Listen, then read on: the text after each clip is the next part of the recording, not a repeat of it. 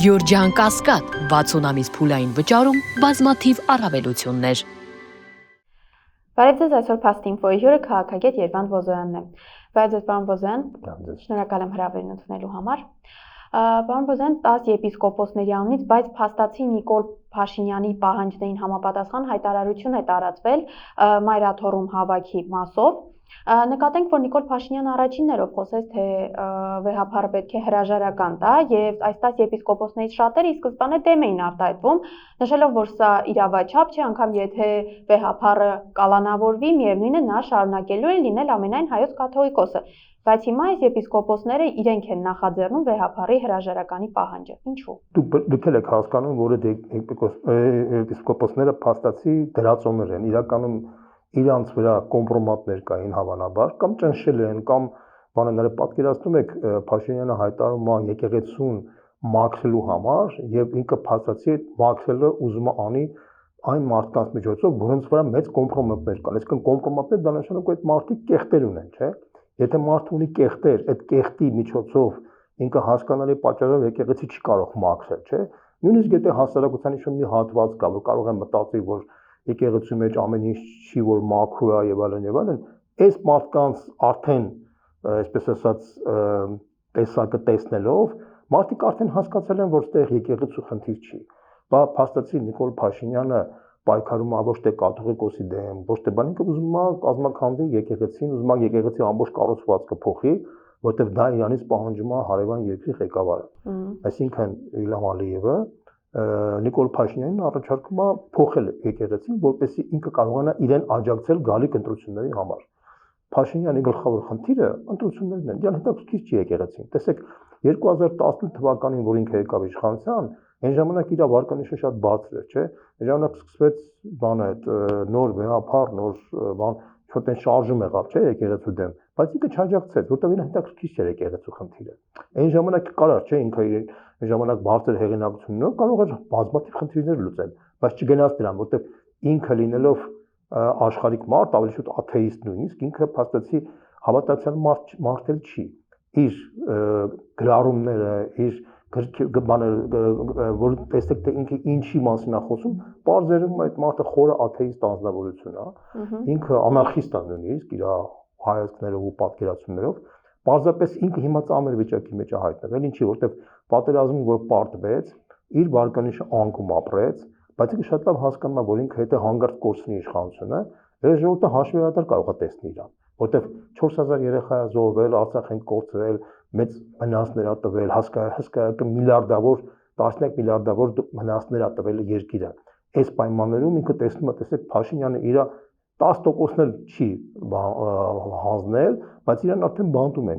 չէ՞ գտնվում Վրաստանում։ Ինքը տեսնում է, որ իր ապագան կարող է բանտում լինի, ինքը չի ուզում որ բանտում մնա, ինչ անի։ Ինքը պետք է ամեն կերպ անի, որպեսզի իշխանությունը չկորցնի։ Իսկ իշխանությունը չկորցնելով պետք է ինչ անի, իրան պետք է աջակցեն դրսի երկրները։ Տեսեք, Եվրոմիցյանն է խնդրում, որ Կալասը իրան աջակցի, Թուրքիային է խնդրում, Էրդողանին ասում է,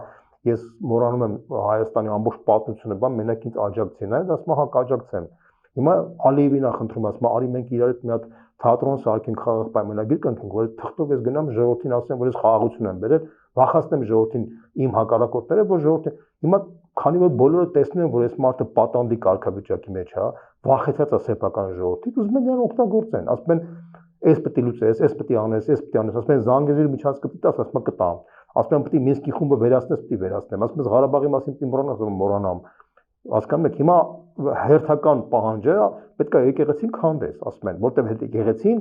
պատմականորեն, քանի որ միշտ կոնսոլիդացիոն դեր է կատարել ժողովրդի համար, ինքը մեզ թշնամի է, իրանք լավ են հասկանում եկեղեցու դերն ու դերակատարությունը հայ ժողովրդի պատմության մեջ, դրա համար ասում պետք է քանդես, հիմա այդ խնդիրն է լուծում, այստեղ կաթողիկոսի խնդիրը չի, նույնիսկ եկեղեցու խնդիր չի, պետության խնդիր է, այսինքն այստեղ մեր ժողովուրդը պետք է հասկանա, որ այստեղ կոնի վրա դրած է պետության լինել չլինելու խնդիրը, այս է հարցը, բայց ինքը կարողացել է ճարպկորեն նես դնել, որ դա իբր թե եկեղեցու մեջ խնդիր է, կաթողիկոսի խնդիր է, մեր քաղաքական դաշտն էլ, հանրային դաշտն էլ այդքան էլ գրագետ չի, որ կարողանա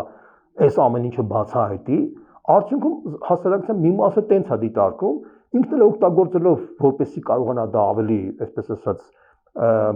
ծաղկուն ցույց տա, ինքը 10 այդ մարդկանց գտել է, իրանց վրա կամպրոմատներ է, իր ԱԱՑ-ի միջոցով փորձել է գտել թե ինչ կեղտեր կան այդ մարդկանց վրա, ճնշել է, բանը արել, արդյունքում այդ մարդիկ ստիպված իր կողմն են անցել, դրել են իր դրածոները, կատարածու են դրանք այլևս եկեղեցականներ չեն, դրանց արդեն մենք գլխից էլ իրանք այդ առանձնապես մեծ ինչ-որ բան չունեին, բայց հիմա արդեն բոլորի համար տեսանելի դարձան, որ այդ մարդիկ կապ չունեն ոչ միայն եկեղեցու հետ, այլ նաև հանրային կյանքի հետ, вообще Հայաստանի հետ կապ չունեն։ Իրանք ըստ էության պատանդի կարգավիճակի մեջ են Նիկոլ Փաշինյանի ձեռքում։ Նիկոլ Փաշինյանը այդ մարդկանց միջոցով ուզում է կազմակերպի եկեղեցին, որից հետո ինքը Ալիևին կասես ես քո վերջի հրահանգը կատարեցի, դու պետք է ինձ աջակցես, որ ես ընտրվեմ, որ չհայտնվեմ բանտում։ Սա է խնդիրը։ Այսինքն այս պարզ իր անվտանգային կենցաղային խնդիրը վերածել է պետականության խնդրի, որը իրականում նշանակում է պետության կազմակերպման գործընթաց։ Տեսեք, բայց ամեն դեպքում երբ դեկտեմբերի 7-ին իշխանությունները շիրակում էին եւ այնտեղ ազգային անվտանգության ծառայության հսկողության ներքո պատարակ էր մատուցվում Նիկոլ Փաշինյանի եւ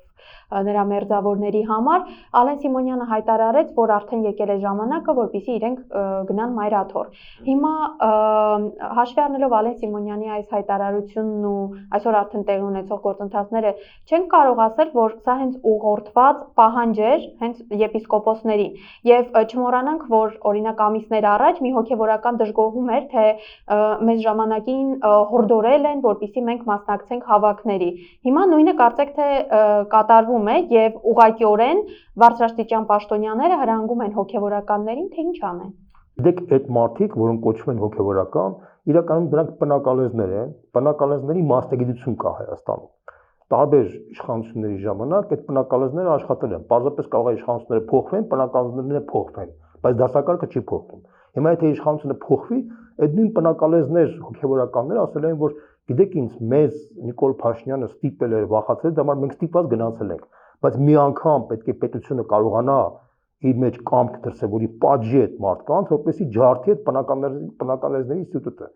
Պետությունները ո՞նց են կայանում։ Պետությունները չեն կայանում, դες ինչ փշի անելով, եկեք սրա այդ բանը։ Պետությունը դա անես մի հատ համակարգ է, ինքը նաև պատժից համակարգ է, նաև խրախուսից համակարգ է։ Բայց պետությունը պետք է դաստիարակի սեփական ժողովրդին։ Ցավոք սրտի մեր մոտ այդ կուլտուրան չի ձևավորվել։ Մենք երևի թե 30 տարին քիչ էր, որ մենք այսպես ասած պետական ազգ դառնանք, բայց մենք պետական ազգ չենք։ Բայց այս իշխանափոխությունից հետո, եթե մենք պետական ազգ նորից չդառնանք, այսինքն նոր որակական իշխանափոխություն չկարողանանք անել, մենք կկորցնենք այս պետականությունը։ Որտեղ պետականությունը գիտեք ինչ նվեր չի, որ ժողովուրդը տանում է պատմական շանս պետություն, բայց դա չի նշանակում ինքը հավերժ կար այդ պետությունը ունենա։ Բազմաթիվ երկրներ ժողովուրդներ կորցրել են պետությունը, որտեղ իրանք խոհեմ չեն եղել, անխելք են եղել, կոպիտ ասեմ ձեզ, հա։ Հիմա մենք պետք է հասկանանք մեր մոտ դրած այդ պատմական խնդիրը։ Հիմա այդ մարդիկ, ովքեր որ ասում են թե մեզ ժամանակին կամ չգիտեմ, այս տարին ասենք վեհապարը կամ վեհապարի մարդիկ ասել են, որ մենք պետք է գնանք բանի հանրակրվեի, իշխանափոխությունից հետո նույնը ասելու են, որ մեզ Նիկոլ Փաշինյանը ուղղորդել է, որ մենք գնանք բառացի եմ ասում։ Այդ մարդիկ մտածում են, որ քանի որ իրանք բնակալեզ են, իրանք ասում են դե մենք քանի որ նախկինում են, չէ, իրանք եղել հոգևորական, եւ իրանք ոչ մեկ չի կպել, չէ։ Ես հիմա ասում եմ, որ դա մեծագույն սխալ է եղել, որ այդ մարդիկ մնացել են հոգևորական, որովհետեւ մեր հոգևոր դասը պետք է առողջանար։ Իմ ընկերները օրինակ ժամանակին քննադատել են եկեղեցին, քննադատել են որպեսզի մաքրեն, առողջացնեն եկեղեցին։ Հենց այս մարդկանց մաքրելու համար էր դրած, որը չէր դրվում։ Երկար տարիներ մեր եկեղեցու մեջ հաստատված էր բրեժնևյան բարքեր, sense ձևակերպեմ։ Հիմա բարեբախտաբար, թե չգիտեմ ինչ, չկաչարի առանց բարիքի։ Նիկոլ Փաշինյանը անկախ իր կամքից ինքը փաստացի այս կեղտից ինքը մաքրում է եկեղեցին, այդ կեղտը վերցնում է իրան թվում է թե այդ կեղտով ինքը կարողանա եկեղեցու դեմ պայքարի, բայց այդ կեղտով ինքը անուղղակիորեն օգուտ է տալիս, որտեղ այդ կեղտը որ մաքրվում է, մարդիկ տեսնում են, որ արժանապատիվ նորմալ մարդիկ մնում են եկեղեցում, իսկ ոչ արժանապատիվ կեղտոտված մարդիկ փաստացի դուրս են գալիս վեհապարի դեմ։ Սա շատ պարզ խնդիր է, բայց նույնիսկ եմ կրկնում, ավելի գլոբալ որ ասեմ, այս ամենի գլխավոր պատճառը այն է, որ մենք տարիներ շարունակ այդ բրեժնևյան բողոք բարքերը որ եղել է, այսինքն կեղտը նորմալ մարդուց չենք կարած այդ տարանջատենք։ Դա պետական համակարգում, դա եկեղեցում, դա տնտեսական դաշտում, բոլոր տեղերում։ Դրա պատճառով մենք sense վիճակի մեջ ենք։ Մեր ժողովուրդը պատժվում է զուտ են բանի պատճառով, որ չի կարողացել այնպիսի իշխանություն ձևավորի, որ այդ իշխանությունը մաքուր մարդուն կեղտից տարանջատի բոլոր բնակավարներում, սա է խնդիրը։ Այո, տեսեք, բայց նույն տրամաբանությամբ աշխարհն էլ է տեսնում, չէ՞ որ Հայաստանում հենց սրբազանները կոպիտ ասած ԱԱԾ-ից վախենալու բան ունեն, որովհետև վերջին շրջանում նաև լուրեր են տարածվում, որ ԱԱԾ աշխատակիցները տեսանյութեր են ցույց տվել որոշ հոգևորականների, սրբազանների, դրանից հետո նրանք հանդիպել են Նիկոլ Փաշինյանի հետ եւ դուրս են եկել հայ առաքելական եկեղեցու եւ ամենայն հայոց կաթողիկոսի դեմ։ Այո, եւ այստեղ նաև հարց է առաջանում, երբ իրավիճակը հանդարտվի, արդյոք մեր եկեղեցին եւ վեհապարը կկարողանան մաքրել այս կեղտից, որովհետեւ ստացվում է, եթե այսօր ազգային անվտանգության ծառայությունը ինչ որ կոմպրոմատներ է ներկայացնում սրբազաններին, գուցե վաղը կամ հաջորդ օրը շատ ավելի լուրջ պահանջներ նրանց ներկայացվի։ Մեր պահանջը պետք է լինի։ Ես ասեմ ձեզ, իմ ընկերները ժամանակին միշտ քննադատել են եկեղեցին, որտեղ այդ կեղտից չի մաքրվել եկեղեցին։ Հիմա նույնիսկ կգամ իշխանապողությունից հետո ֆունդամենտալ պետք է մենք կեղտից մաքրենք, որպեսզի այդ կեղտի նման մարդիկ, որպես որ երկար ժամանակ օրինակ բոլորը գիտեին, հա, ասենք ընդ Bentley Samoy-ի մասին, սա գիտեն թե Bentley Samoy-ը ինչա ներկայացել։ Հսկայական մարդկանց ողբերգության ճանապարհը դուռա տարել, մարդիկ գործարարներին գցել են իրանք բան։ Այդ ամեն ինչը մենք գիտենք չէ դրա մասին, բայց ինքը մնում էր եկեղեցում, որի արդյունքում եկեղեցուն ինքը վարկանիշային հարվածեր չէ տալիս, բայց տարիներ շարունակ մենք չենք կարած այդ խնդիրը լուծենք։ Դա հիմա դա պատիժն է, այն պատիժն է, որը նույն եկեղեցի մեր հասարակությունը ստանում է։ Մենք այդ պատիժն է, որ մենք կորցրեցինք Արցախը, դա այդ պատիժն է։ Ես չգիտեմ կարող ասեք Աստծո պատիժա թե ինչ է, դա փաստ է։ Այսինքն մենք պետք է կարողանանք ինքնամաքրվենք։ Այն ժողովուրդները, որոնք կարողանում են ինքնամաքրվեն, իրենց մեջից տեսնեն իրենց ինքնակնդատական բան ունենան այդ գործոն ունենան մեջը, այդ ժողովուրդները ունեն ապագա։ Իսկ այն ժողովուրդները, որոնք չեն կարողանում մաքրվել, իրենք չեն կարող ունենալ ապագա։ Սա է խնդիրը։ Պարոն Բոզյան, այսօր Նիկոլ Փաշինյանը քննադատության է ենթարկել միջազգային իրավունքը, արհամարանքով ու կամահրանքով է խոսել դրա մասին։ Իհարկե գաղտնիք չէ, որ միջազգային իրավունքը հիմա խոշոր պետությունների շահերին է ծառայեցվում, բայց որքանով է դա այսպես նպատակահարմար երկրի ղեկավարին խոսել միջազգային իրավունքի դեմ նման հռետորաբանությամբ, նման ոճով, այն դեպքում, երբ օրինակ նույն Նիկոլ Փաշինյանը կամ Հայաստանի Հանրապետությունը դիմում է Հագայի դատարան, կա դատարանի վճիռ, բայց ինչ-ինչ պատճառներով Հայաստանի իշխանությունները չեն կարողանում հասնել նրան, որ վճիռը իրականացվի կամ իրենց ազգային շահը առաջ տանեն։ Եվ այս դեպքում Նիկոլ Փաշինյանը ազգային շահը ստորադասում է Ադրբեջանի շահին, խոսում է արհամարանքով միջազգային իրավունքի մասին, բայց միևնույն ժամանակ խոսում է Ադրբեջանի հետ ինչ-որ խաղաղության պայմանագրի մասին։ Քանի կոպեկ արժեն նրա այս հայտարարությունները խաղաղության պայմանագրի, խաղաղություն հաստատելու եւ այլնի մասով։ Ես մի ձևակերպում շատ པարզ ձևակերպում տամ։ Հասարակության մեջ կան մարդիկ, որոնք քաղաքականություն ինչ-որ բան են հասկանում, եւ կան մարդիկ քաղաքականությունից բան չեն հասկանում։ Որը նորմալ է, բոլոր երկրներում տենց են։ Բայց այն մարդիկ, ովքեր որ քաղաքականությունից լուրջ բան չեն հասկանում, բայց գոնե գիտեն մի բան, որը թե մարդը մի անգամ, երկու անգամ խափում է, երրորդ, չորրորդ, հինգերորդ անգամ խափում է, այդ մարդուն պետք է անունը դնես խափեփա, ու էլ չլսես, իր չվստահես այդ մարդուն։ Հիմա տեսեք Փաշինյանը ինչեր է ասել։ Հիմա դու շատ տեսնեք թե ինչ է ասել։ 2018 թվականից հետո ինքը ասում էր, որ Ղարաբաղի խնդիրը պետք է լուծվի Ադրբեջանի, Ղարաբաղի եւ Հայաստանի ժողովուրդների շահերի համադրությամբ, չէ՞։ Արդյունքում ինչ ստացվեց։ Ստացվեց, որ ինքը Ղարաբաղը հանձնեց։ Հիշում եք այդ պատմությունը։ Ինքը ասում էր, որ ես բերում եմ ձեզ խաղաղություն, որ հավերժ խաղաղություն կլինի, բերեց պատերազմ։ Ինքը ասում էր, որ ես պետք է պայքարեմ օլիգարխների դեմ, որպեսզի գները ցած լինի, որտեղ օլիգարխները մոնոպոլիա են հաստատում, բան եւ այլն։ Հիշում եք այդ պատմությունը։ Հայտնի օլիգարխները, ասենք Լեֆիկ Սամոյի նման բան, իր թիկունքին են կանգնած այսօր։ Այսինքն ինքը խփել է այդ հարցում։ Ինքը ասում էր, որ ժամանակին ասում էր Արցախը Հայաստանը եւ վերջ եւ հպարտանում էր Ստեփանակերտում, հայտարարում էր եւ կնոջ հետ Շուշիում բան են, տրենգի էին ապարում, չէ՞, ասենք, չգիտեմ, ապարում էին ցույց էին տալիս բան։ Հետո ասեց, որ ես սխալվել եմ, Արցախը Հայաստանը վերջի, Արցախը Ադրբեջանը եւ վերջ։ Այդ մարդը 5 տեղ խափել է այդ մարդկանց։ Խափել է, չէ՞։ Հիմա եթե པարզ մի ձևակերպում մի կողմ թողնենք, թե այդ մարդը հասարակ մարդը քաղաքականությունից հասկանում է թե չի հասկանում։ Եթե հասարակ մարդը պետք է շարունակի այս մարդուն հավատալ, նշանակում է այդ հասարակ մարդը չի կարող ունենալ ապագա։ Որտեվ կներեք մարդը անասունից ինչով է տարբերվում։ Միայն մի բանով, բանականությամբ։ Անասունը եւ մարդը բոլոր հատկությունները ունեն։ Կենթանական աշխարհի մարդը կենթանական աշխարհի էլեմենտ է։ Մի հարցում կա տարբերություն, մենակ բանականությամբ։ Եթե մարդը բանական մարդը տեսնում է, որ այդ մարդը 5 անգամ խաբել է 6-րդ, 7-րդ անգամ ու անդադար է խաբում, ո՞նց կա այդ մարդուն վստահել ընդհանրապես։ Հասկանում եք ի՞նչն է հարցը։ Եվ այն ժողովուրդները, ովքեր որ այդ ինստինկտը չունեն, իրանք չեն կարող ապագա, իրանք պետք է կործանվեն։ Այս ժողովուրդը ինչի ցեղասպանություն եղավ 15 թվականին, որովհետև այս Նիկոլ Փաշինյանների նման մարդիկ են ժամանակ դուրս եկան։ Այդ տիպի մարդիկ են, որ համոզում էին ժողովրդին, որ ամեն ինչ նորմալ կլինի, խաղաղ կլինի։ Գիտեք, քանի պատգամներ հայերը Օսմանյան կայսրությունում։ Ուր են այդ պատգամները։ Այդ պատգամները խաբելով էին զբաղված ժողովրդին, որ արդյունքում փաստացի իրանց էլ խաբեցին, իրանց էլ սպանեցին։ Հələ մի կողմ թողնենք իրանց հենել անիծած, բայց այդ ժողովուրդը կոտորվեր, չէ։ Հիմա այս ժողովուրդը խաբվելու ունակություն ունի, ինքը մազոխիստական սինդրոմ կա այս ժողովրդի մեջ, անդադար խաբնվելու ուզենալու։ Ես զարմացած եմ այդ բանի վրա։ Պետք է մենք կոտրենք այս իրավիճակը։ Դա պետք է կոտրի մեր քաղաքական եւ փորձագիտական շերտը, որտեղ մենք մտավորական շերտը չունենք։ Քանի մտավորական է մնացել, հələ տեսեք։ Այս ողբերգությունն է։ Այսինքն այս ժողովուրդը հիմա բարոյական անկման հատակի մակարդակին է այս պայծրությամբ։ Հələ հիշեք թե մենք խորհրդային միության ժամանակ ինչ մտավորական շերտ ունեինք, ինչ ժողովուրդ էինք մենք։ Ղարաբաղյան շարժումը որ ստեղծվեց, դա հենց օդի մեջ չստեղծվեց, խորհրդային միության վերջին տարիների պրոդուկտ էր դա, չէ, որ մենք ունենայինք փայլուն գիտական հանրություն, փայլուն մտավորական շերտ, մենք նորմալ ինժեներական շերտ ունենք, մենք նորմալ ժողովուրդ ենք եղել։ Մենք այս 30 տարվա մեջ դարձանք կուպի Պրադայի մակարդակի պրիմիտիվ մակարդակի ժողովուրդ, որը ցածր մակարդակի ես չեմ ուզում ասեմ, կենցաղային մակարդակով եւ գաբառական բոլոր հատկությունները իրար մեջ ներառել է եւ այս ժողովուրդը փաստացի չի կարող ապագա ունենա, եթե ինքը սենց մնա այս մակարդակին։ Սա է խնդիրը։ Տեսեք, Նիկոլ Փաշինյանը լրջորեն պատրաստվում է ընտրություններին, Եվրոպական միությունից է գումարներ վերցնում, այսինքն պատրաստ է Հայաստանի ինքը իշխանությունը ստորադասել, միայն թե պահպանի իշխանությունը, հա։ Եվրոպական միությունն էլ կարծեք թե Նիկոլ Փաշինյանին այսպես խրախուսում եւ հորդորում է, որպեսզի չեզոքացնի բոլոր ընդդիմադիր ուժերին կամ այն ուժերին, որոնք կարող են վստահության քվե ստանալ եւ անգամ բացահայտորեն հայտարարում է, որ չի բացառվում Հայաստանում մոլդովական սցենարի կրկնությունը։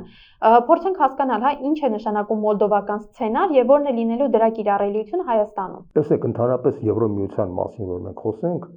ընդհանրապես մենք բոլորս էլ միշտ ձգտել ենք եվրոպական արժեքները, միշտ համարել ենք դրական երևույթ եւ դա տենց է եղել։ Մեր ամբողջ պատմությունն իմ գիտակցական կյանքում, երբ որ խորհրդային միությունը փլուզվեց, մենք բոլորս էլ եվրոպական արժեքների կրող մարդիկ ենք, երբ որտեղ Եվրոպայից հա միշտ եկել այն պրոգրեսիվ բոլոր գաղափարներն ու արժեքները, որ աշխարհը զարգացրել է, որը տենց է։ Բայց ինչ կատարվեց Եվրոպայի հետ։ Երբ որ Եվրոպան ձևավորեց Եվրոմիությունը ձևավորեց իր առանձին վերպետական բյուրոկրատիա, ոնց որ խորհրդային միության ժամանակ, որ խորհրդային միությունը որ ստեղծեց քաղբյուրո, չէ, այդ եվրոպական բյուրոկրատիան արդեն եվրոպական արժեքների հետ շատ քիչ առնչություն ունի, բայց շատերը դեռ չգիտեն դրա մասին։ Այս պայծրությամբ տեսեք ինչ մեծ կոնֆլիկտ կա Տրամպի վարչակազմի եւ Եվրոմիության բյուրոկրատիայի միջեւ։ Տեսեք ինչ կոնֆլիկտ կա այսօր Վրաստանի իշխանության եւ եվրոբյուրոկրատիայի հետ, որտեղ այդ եվրոբյուրոկրատիան արդեն կապ չունի արժեքների հետ, կապ չունի դեմոկրատական, ինքը ճնշում է արդեն Ֆրանսիայում մարդու իրանքները, ինքը թույլ չի տալի, որ Լեպենը մասնակցի 27 թվականի նախագահական ընտրություններում, քննարկվում էր փակելու, արգելելու Գերմանիայում ամենամեծ վարկանիշ ունեցող կուսակցություններից մեկը, հասկանում եք, սա Ռումինիայում նախագահական ընտրությունների ժամանակ հաղթած նախագահի արդյունքները չեղել հայտարարեցին, նշանակեցին նոր ընտրություններ, որպեսզի իրաց մարդը ընտրվի։ Դուք հասկանում եք դա ինչ է նշանակում։ Այսինքն այս Եվրոմիությունը, իր եվրոպական բյուրոկրատիան խորհրդային տոտալիտար համակարգից տարբերվում է զուտ բարձրապես իր ձևով, այլ ոչ թե բովանդակությամբ։ Իրանք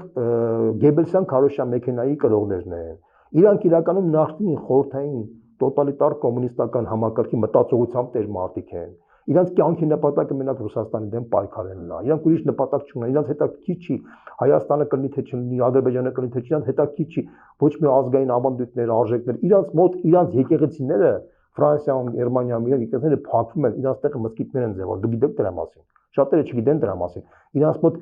մարդկանց քանակը, որ հավատացյալ են, անգամներով են կրճատվել, որտեղ իրանք մոտ այդ խրախուսվում է այդ քաղաքականությունը։ Ինչի Տրամպը եկավ իշխանության, որտեղ ամերիկյան հասարակությունը ըմբոստացավ այդ եվրոպական այդ լիբերալ մաֆիայի դեմ, այդ համաշխարհային օլիգարխիկ մի հատ տրանսազգային օլիգարխիկ մաֆիա ձևավորված, այդ մաֆիան խոսում է արժեքներից, բաներից, բայց տեսեք ամբողջ աշխարհով մենակ երկու բան կա, չէ, խմիչք կա, Coca-Cola, Pepsi-Cola։ Հələ երրորդ չկա, դուք հասկանում եք, այս մարդիկ խոսում են արժեքներից, գլոբալ բաներից, բայց համաշխարհային մոնոպոլիաներ են սարքել։ Microsoft-ը, չգիտեմ, մի քանի մոնոպոլիստներ եւ այդ մարդիկ խոսում են եվրոպական արժեքների այլասերման վերջի աստիճանն ենք մենք ապրում։ Դրա համար այս մարդիկ, այն ինչ որ իրականացին Մոլդովայում, ուզում են իրականացնել Հայաստանում, բայց մի տարբերություն կա։ Մոլդովայում ինչի կարացան իրականացնել, որտեղ մոլդովական համայնքը,